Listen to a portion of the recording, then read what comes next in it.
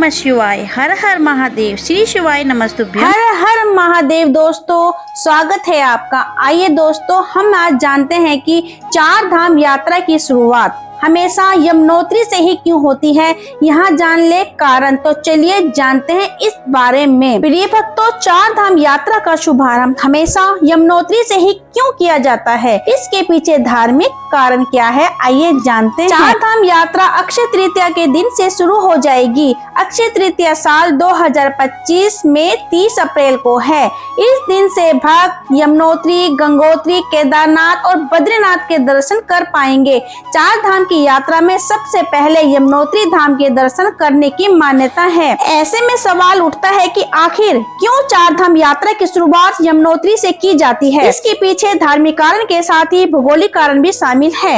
आइए विस्तार से जानते हैं इसके बारे में। दोस्तों, यमुनोत्री से ही क्यों शुरू होती है चार धाम यात्रा। यमुनोत्री धाम माता यमुना का उद्गम स्थान है।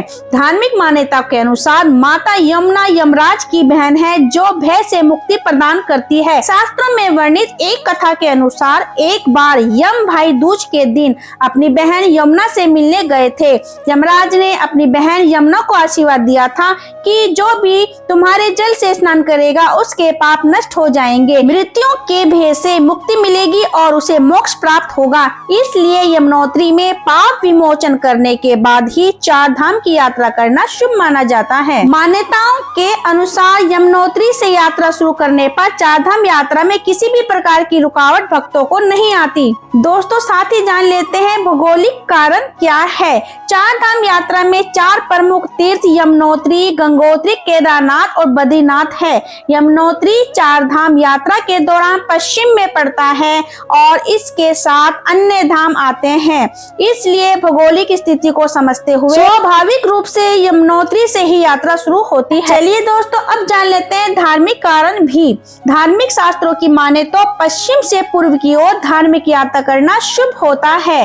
पश्चिम से पूर्व की ओर दक्षिणावर्त यात्रा शुभ फलदायी मानी गई है। इसलिए चार धाम यात्रा हमेशा यमुनोत्री से ही शुरू की जाती है। यमुनोत्री में डुबकी लगाने के बाद भक्तों को आगे बढ़ना पड़ता है। दोस्तों, अब जान लेते हैं आध्यात्मिक दृष्टिकोण के बारे में।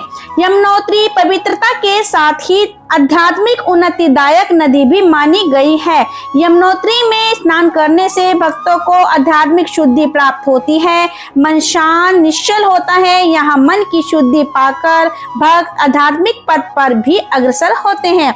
इसके बाद केदारनाथ और बद्रीनाथ की ऊंचाई चढ़ाई भी उन्हें आसान प्रतीत होती है। और हम अपने शब्दों को यही विराम देते हैं। तो आशा करती हूँ कि आपको चार धाम यात्रा की शुरुआत हमेशा यमुनोत्री से ही क्यों होती है, इस बारे में जानकारी प्राप्त हो गई होगी।